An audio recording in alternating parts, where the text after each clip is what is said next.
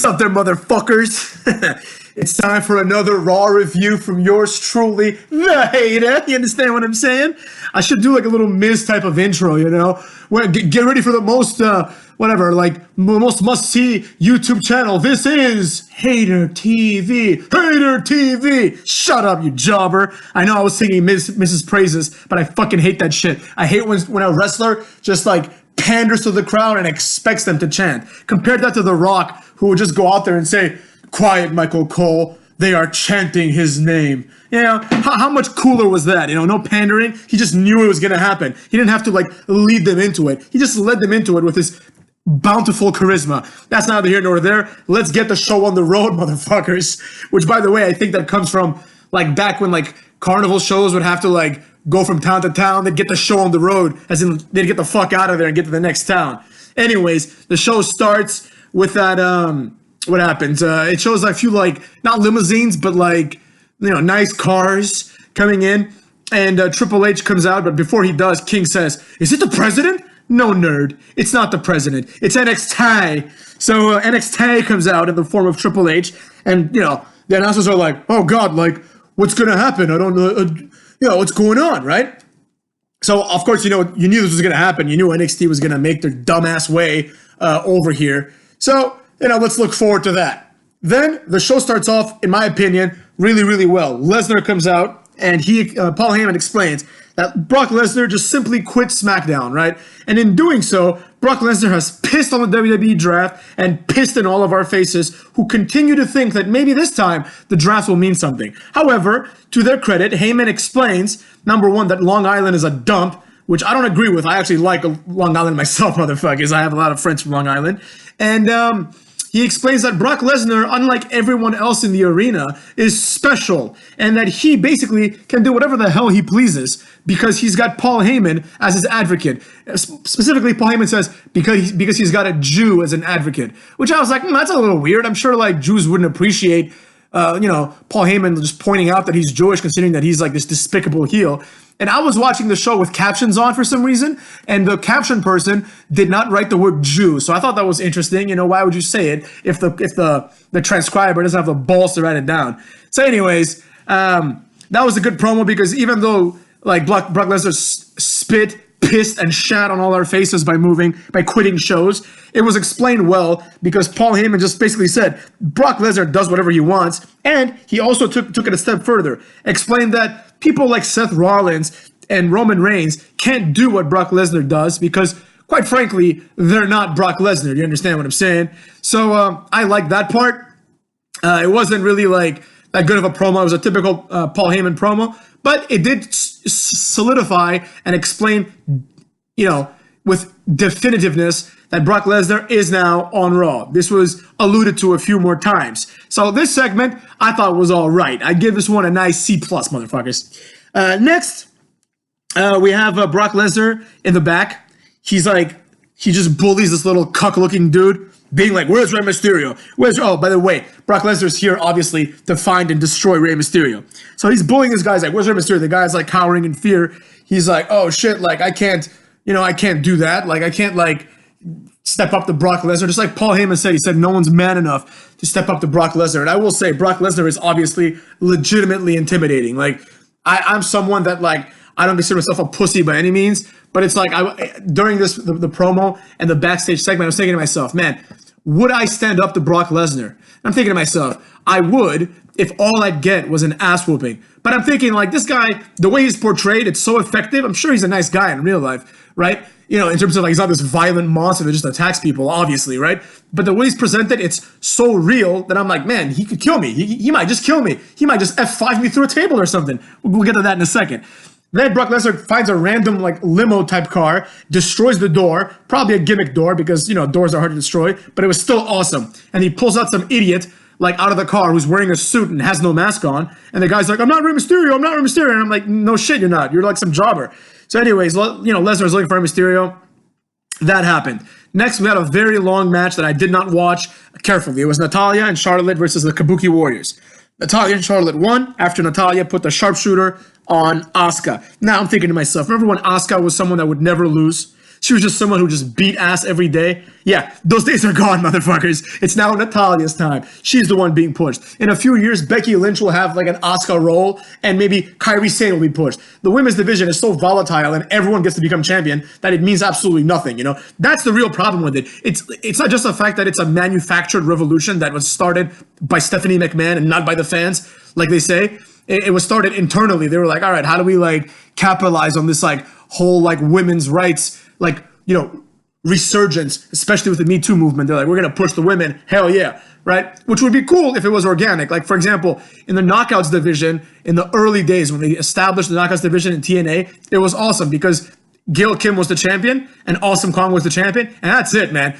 Awesome Kong was just destroying everybody left and right. And it made it feel relevant. So when someone beat Awesome Kong, you're like, holy shit, this is like fucking fantastic, right? They just beat this person who hasn't been beaten in like forever. And then they had like Taylor Wilde or whatever beat her with a roll-up, which was, in my opinion, the beginning of the end of the Knockouts division. And in some ways, the end of TNA as we know it. That's when the bad booking, all that stupid shit started.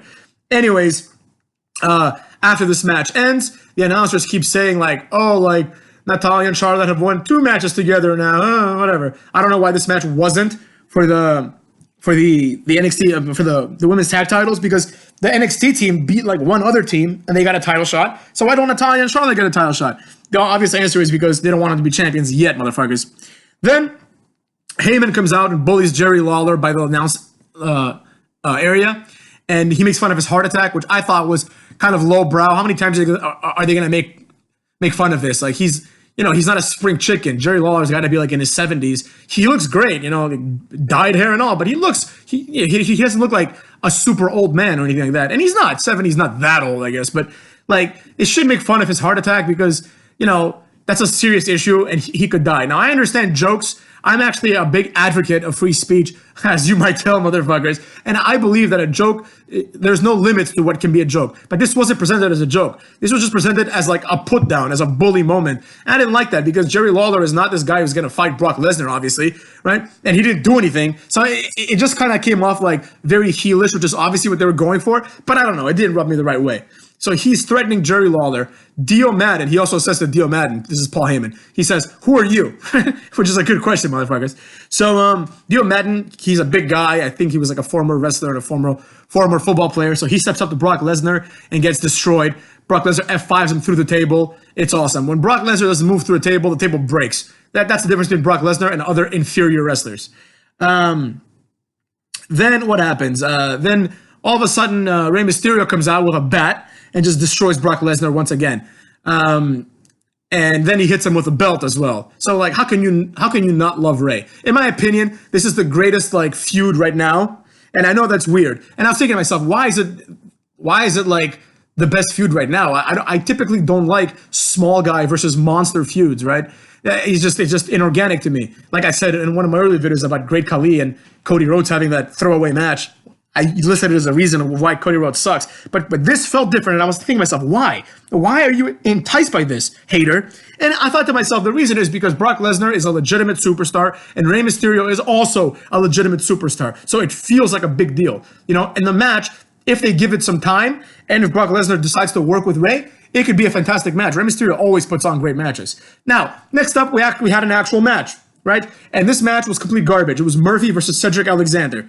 Murphy wins with the Murphy's Law after a knee to the back. No one, like literally not one person, gave a rat's ass about this. This is a complete waste of time. They had this match 2 weeks ago, same result, right? What the fuck is happening with Cedric Alexander? It seems like his spot has been retaken over by Murphy, and now it's also being taken over by Humberto Carrillo. After his feud with AJ Styles, now Humberto is feuding with AJ Styles. Why? Why do you need Humberto Carrillo when you have Cedric Alexander? And this is not to say that Cedric Alexander is like this awesome wrestler by any stretch of the imagination, right?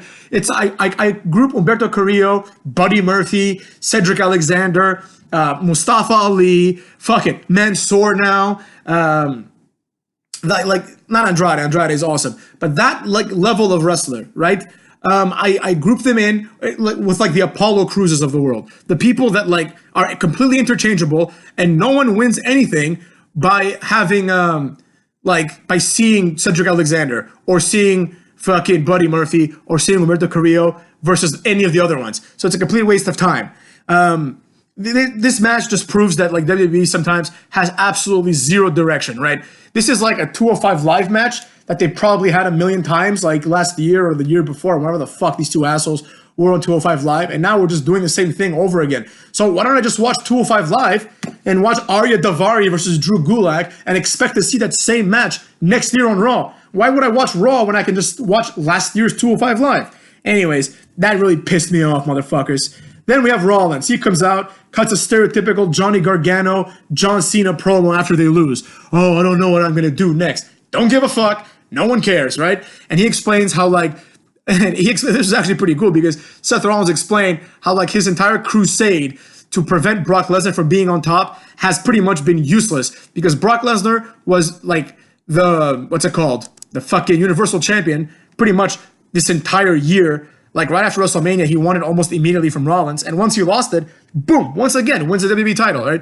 So nothing changed. And now he's back on Raw too. So absolutely nothing changed here at all, motherfuckers. Seth Rollins' the entire last year's Royal Rumble and WrestleMania was a complete waste of time because Seth Rollins had a meaningless victory and now here we are again. Just in time to get the ball rolling for next WrestleMania, motherfuckers, for the Royal Rumble and to see what's going to happen, right? Brock Lesnar has the title. Rollins doesn't know what he's going to do. Triple H comes out and asks him, what are you going to do? Even though this cocksucker just said, I don't know what I'm going to do. Triple H is like, well, I'm curious to know what you're going to do. And then Triple H says, you're either with me or, and then Undisputed Era comes out. And then Triple H says, or against me. Then OC comes out with their awesome theme. I love the OC's theme and I love the OC. They come out and they pretty much shoo away Undisputed Era. Then they get attacked by Dominik Dijakovic and Damian Priest. And then the Raw roster comes and makes a save. The war is on, motherfuckers.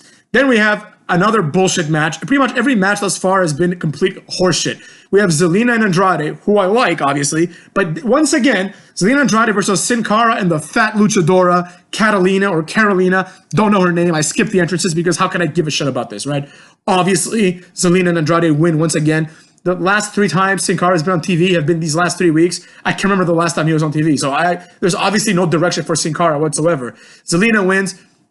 She goes for a diving Hurricane Rana. Fat luchadora counters it into a power bomb. Tries to buckle bomb her. Zelina counters it into a Hurricane Rana into the turnbuckle, which staggers Fat luchadora. Then she hits the Rana driver when the girl's on her knees, and she does like a Hurricane Rana and spikes her to the mat and wins 1, 2, 3, motherfuckers. So that was whatever. No one cares. Zelina Vega came out looking like the Statue of Liberty, not in a good way, but in like a weird ass, what the fuck is she wearing kind of way. That's another thing, by the way. All these wrestlers are coming out with like weird, unrelatable things. Like, what the fuck was that? I didn't watch the entrance to hear maybe one of the announcers say like, oh, look, she's dressed as like, I don't know, like some anime character that she likes or some bullshit, right? Between that and Kenny Omega coming out in like dressed as some weird character, you know, these are not relatable things. Compare that to, for example, like even something like Velveteen Dream coming out like as the actual Statue of Liberty, right? Fucking awesome, right? Statue of Liberty is a broad. Velveteen Dream is like almost like an androgynous type character, like Prince, obviously, right? He comes out, it's eccentric, it works, it kicks ass, right? Or Triple H coming out like Mad Max, even though I don't like Triple H's entrances typically. What Triple H should have done last WrestleMania, in my opinion, is put white paint all over his body and come out as Kratos. That would have been sick, because he has the bald head and the beard now, and come up with like a fake axe or some shit. And then maybe Stephanie can come out as like the broad from the new God of War game. Well, it's not that new, I guess, anymore, motherfuckers. But anyways, let's move on from this horse shit. Next, we have the mandatory Lashley and Rusev segment of the week. Lashley comes out after Rusev comes out to have a match, and Lashley's in crutches and says he tore his groin, pounding Lana's sniz. I really enjoyed that. That was great, because he was like, I'm hurt, but it's not from the match, motherfuckers. I'm hurt because I've been pounding it out with your wife, which was like, not great, but it was funny, and it serves, it fits this narrative. Then they have they don't have a match, sorry. Drew McIntyre comes in and has a match with Rusev. The match ends with DQ after Rusev gets the upper hand and gets hit in the back with a crutch by Lashley. Drew McIntyre walks away. Lashley walks in, starts beating up Rusev. Rusev gets the upper hand, and as he's about to destroy Lashley, Randy Orton comes in and RKOs him. I was like, what the fuck? What's the point of this? And then one of the announcers is like, oh, like, these are the teams that they had in Saudi Arabia, like Team Flair or whatever, right? I'm just like, all right, great. This is going to obviously lead into some sort of Survivor Series match. I could see where this is going, motherfuckers. So it was what it was. I didn't really enjoy it. I don't like thus far the matches that we've had have been predictable shit. Like obviously Charlotte and Natalia who just came off this like huge moment in her career in Saudi Arabia, which again, it wasn't a real huge moment, but it was presented as such. And Charlotte was a big deal. Of course, they're going to beat the two jobber female tag team champions, right? Then we have Buddy Murphy versus Cedric Alexander. Obviously, he's going to win just to further legitimize himself. But even if he didn't, who would give a rat's ass? Like this, the outcome of that match means nothing, right? Same thing. Zelina Andrade obviously are going to win. If they didn't, would anyone really give a shit? No. And then we have Lashley versus Drew McIntyre, a match where the winner could actually say, oh, I beat like someone who's like a big deal. Of course, this match ends in a fucking DQ. So it was what it was. After that, as they're beating the shit out of Rusev, Ricochet makes the save. Complete and utter circle jerk. This was on the level of the little brawl between the Inner Circle and Cody Rhodes and his friends, when like Cody was like, here's Goldust, here's MJF, and here's DDP, like one by one. Like none of these people, except for maybe DDP, are like relevant, are cool enough to get their own like moment, right? But yet here we are. Same thing. Ricochet's not cool enough to have his moment. He makes a save. It is what it is. Next up, they announce a triple threat match for Survivor Series. It's going to be the women, the women champs. It's going to be, who is it? Becky Lynch, Shayna Baszler, who I think is going to win, and fucking Bayley, who's almost 100% taking the submission loss. So there you go. That's going to happen. This was presented in like a little backstage, like sit down interview with both Shayna Baszler and Becky Lynch. To be fair, I didn't really listen to it. I didn't really give a rat's ass about what they were saying. Who gives a cock? So anyways, that happened. Then this Raw just felt like I guess like it felt like it was so short because nothing really happened. There was a lot of like NXT like presence, if you will, because Seth Rollins was like, I want to wrestle Adam Cole. Gives a fuck. So anyways, next the OC comes out. AJ cuts a great promo. Anybody that says AJ is not good on the mic is fucking delusional. In TNA, he wasn't good on the mic, but now he's definitely like coming to his own. He's a good talker. I'm not gonna say he's great. Obviously, I'm not saying he's the Rock or like Christian or Bubba Dudley or anything like that. But he's good for what he is. He stands out. He's better than like Seth Rollins. He actually emotes and has some actual passion, not like manufactured bullshit. He comes out, cuts a promo, says that like they don't like NXT and they're gonna beat the shit out of anybody from NXT when they see them. Now, what I didn't like about this, the only thing I didn't like about this, is that what they should have done is they should have had a moment or two to explain that unlike people like Adam Cole and Undisputed Era and whoever the hell they want AJ Styles to feud with in NXT if they have that moment, unlike those assholes, the OC didn't need to go to NXT motherfuckers. They were catapulted directly from New Japan to the main roster because they're more important. So that happens. Then the Street Profits and Humberto Carrillo are going to have a 6-man match against the OC. Obviously, the OC is going to win. AJ Styles is the champion. He's AJ Styles. And more importantly, the OC just won the best tag team in the world. So it would make no sense to cool their momentum when you can just have Humberto take another loss because nobody gives a fuck about this guy.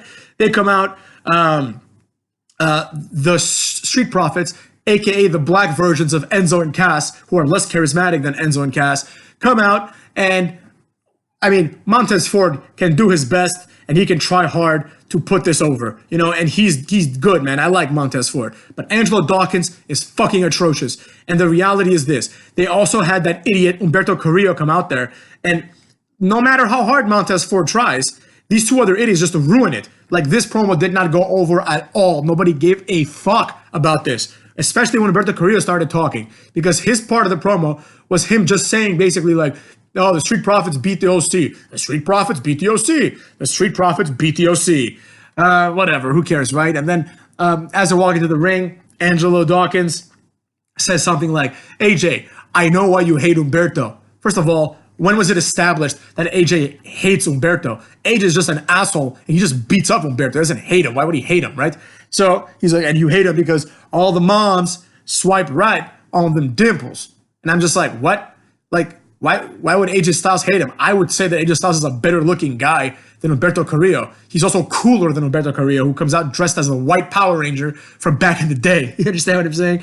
So it was fucking stupid as hell. And Humberto Carrillo just has like the weirdest voice, zero charisma. This guy, like, he's one of those guys that because he's like not a hideous looking monster, they're gonna tell you like, oh, this guy, he has all the charisma in the world. Like, they're gonna do what they kind of did with other wrestlers that have no charisma, like Dolph Ziggler. You know, they're like, oh, Dolph Ziggler, this guy's full of charisma. No, he's not. He has no charisma whatsoever, motherfuckers. You know, even like CM Punk, he is a charismatic guy. I'm not gonna say he's not, right? They blew it out of proportion. They're like, CM Punk, the most charismatic guy ever, maybe. No, fam. There's way more charismatic people. Depends on what you think of, like when you think of charisma. That's another video that I might even do next. What charisma is. This is like, that's one of the things, one of the ideas that led me to start this channel, to explain to the idiots out there what is and is not charisma. So anyways, let's move forward from that. The match happens, nothing great. Obviously, the Street Profits aren't going to take a loss because they're the Street Profits. They're kind of being pushed a little bit, you know, so it is what it is. The match ends. AJ Styles on the apron, does a little elbow or like a forearm type of thing. Goes for the phenomenal forearm. Humberto runs, so AJ misses. Humberto goes for like a Hurricane Rana, essentially. AJ power bombs him, puts his feet on the ropes, kind of fucks it up, but whatever. It still makes sense because AJ put his feet on the ropes and the feet kind of were moved off the ropes. But the idea is just that you get like a momentary advantage and leverage, and he pins Humberto Carrillo. I expected NXT to come and attack these guys for two reasons. One, they cut a promo saying how they hate NXT. And two, because they were involved in the little brawl in the beginning of the show. And you can bet your ass there obviously was going to be a brawl at some point tonight, like a real one, where like the whole roster is like flood out and usually it ends the show. Oh, also at some point, I didn't write it down in my notes because it was so useless, but the Viking Raiders beat another jobber tag team and they kind of called out the Street Profits, not the Street Profits, the OC. So the OC is being called out by the Viking Raiders and they're being called out by the Street Profits. So I don't know. It's just fucking goofy as shit. But anyways, next we have Cole. Adam Cole, baby. Not to be confused with Michael Cole, baby. Versus, what's it called? Seth Rollins, right? You immediately knew that this match was going to end in a brawl. There's no way that they're going to let Adam Cole beat Seth Rollins, who yesterday was the fucking, like, Universal Champion, and who also has beaten, like, the likes of Braun Strowman and Brock Lesnar clean very, very recently. And you knew that after beating Daniel Bryan, Adam Cole wasn't going to lose this match. So the match ends when Seth Rollins is getting ready to do the stomp. Kyle O'Reilly grabs his foot. Roderick Strong comes in and does like a knee to the face, and they start whooping that ass. And then the roster spills out. Two moments that were like noteworthy, I suppose, were, what's it called? Ricochet does like a shooting star springboard to the outside to take out like 8 people. And then to close the show, Keith Lee, I think it was, does like, I was kind of fast forwarding at this point because I wasn't sure if like it was the end or not. I think it was Keith Lee. It could have been Samoa Joe because I only got to look at his back. But Samoa Joe was like injured and also like, what the fuck? He would come out of nowhere. So I'm pretty sure it was Keith Lee who did like a tope. Also, I don't think Samoa Joe can do that. So Keith Lee did this tope, took out everybody else. The announcers were like, oh, the war is on or whatever. Anyways, that's the end of the show, motherfuckers. Now, here are my thoughts. I honestly do. I believe that this is like a moment, like they were forced, obviously, to have these idiots, these, what are they called? NXT jobbers. God damn it, my mouse isn't being recognized for some reason. There it is. They had these NXT jobbers invade Friday because everyone, I was right, everyone was like stranded in Saudi Arabia. I guess they couldn't make it back in time for SmackDown. So that's why everything that was advertised for SmackDown, I think is pretty much happening next week. So they had to like put in their B team and they're like, oh, what can we do? Like we have nothing, right? So, which I think is actually not a bad idea because it would be like, if they supplemented Friday Night SmackDown with Raw stars, it would completely piss on the draft, right? You can't do that yet, right? So there you go. They had the NXT people come, and this has sparked, which I'm sure it was probably in the works, but I believe, obviously, I hate to say it, I hate to admit it, but there is a fear of probably from Triple H, who's like in charge of NXT, and therefore is responsible if NXT pulls atrocious numbers on Wednesdays. So he's thinking to himself, I'm sure, what can I do to compete with AEW? Like, whether he likes it or not, there is a legitimate competition. There are viewers that AEW is pulling away. And Triple H is like, yo, this is like the thing that I'm supposed to use to launch myself in the eyes of Vince McMahon down the line to to become someone where Vince is comfortable passing it on to Triple H and Stephanie, right? He has to prove himself to a degree. It's his baby, right? So that's why he's, in my opinion, he's getting involved with NXT, like, you know, on like a TV basis, and why NXT is being featured prominently now, because they have to, right? If they don't, people won't watch NXT. People only care, unfortunately, the way it works is like this. People only care about the likes of Tommaso Ciampa and Adam Cole if they see them fighting wrestlers that are legitimate wrestlers. Nobody cares, motherfuckers, if Tommaso Ciampa beats like fucking Oni Lorcan, who I actually like, but nobody gives a fuck about that. They only care to see them on fighting with the likes of Miz, Daniel Bryan, Seth Rollins. Adam Cole has now main evented both Monday and Friday night shows. So there you go, you know? Again, the question stands. Why didn't they go after Brock Lesnar? You know, that's the real champion. Why is Triple H concerned with fucking Seth Rollins, the loser? You know what I mean? So there you go. That was kind of weird. But the fact does remain that AEW, despite their inferior roster and largely inferior wrestlers, period, right? And inferior product, if we're being honest, right? They are a threat.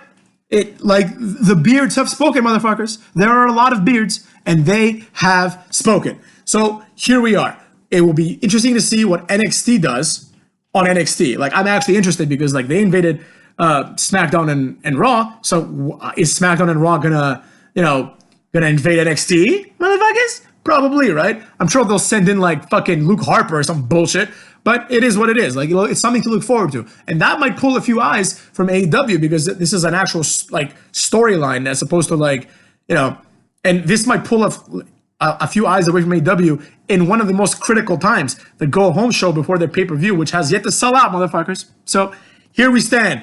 It's going to be an interesting week in wrestling. This Raw, I give it a D-. I thought it was complete garbage. The only thing of value was Brock Lesnar, Rey Mysterio. Everything else gets 2 thumbs down, motherfuckers. And let's face it, even Brock Lesnar, Rey Mysterio cannot pull this sinking ship up enough. What we need are real stars. Randy Orton in an actual program. John Cena needs to come back, man. People that are actually interesting. Why the fuck would anyone want to watch Buddy Murphy versus Cedric Alexander again? No one wants to see it, man. These guys should be released. But anyways, that's what I got to say about that, motherfuckers. So be on the lookout for my video on charisma, on what is charisma, as it pertains to wrestling, but perhaps also as it pertains to other things. You understand what I'm saying? And that's going to be a good little segue into these next few weeks of wrestling, when I expect certain things to go down, right? I expect a Chris Jericho to do something cool, and he is one of the epitomes of charisma. So